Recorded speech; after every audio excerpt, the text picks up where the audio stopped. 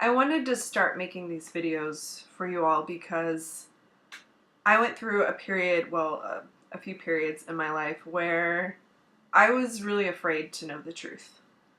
I was in a not great marriage and I got married really young. I had just turned 20 and I was afraid to know the truth about my ex-husband at the time. I was afraid because I grew up in a religious family. I was afraid what it might mean if my marriage ended. And I was afraid to find out that I couldn't hack it on my own, or that I was too weak to really make it, or that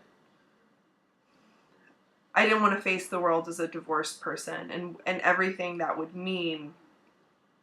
And there were just so many fears wrapped up into that I believe it was more unconscious at first, and then it became more conscious where I would kind of start to lie to myself, or I didn't want to necessarily face the truth.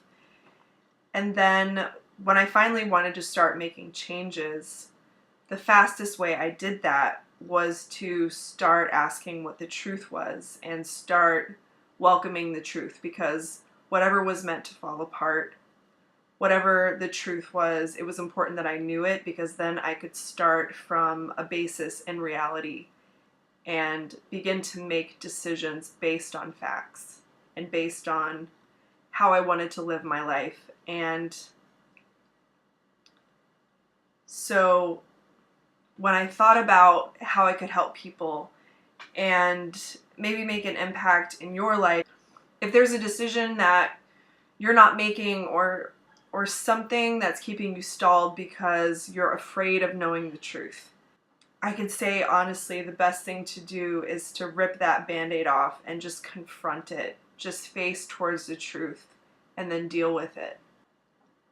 I wanted to share my process because I wanted to think back and see what the very first thing that I did was when I started to make changes, because I'm in such a better place now in my life. And so that was one of the very first things, was confronting my fears and facing the truth.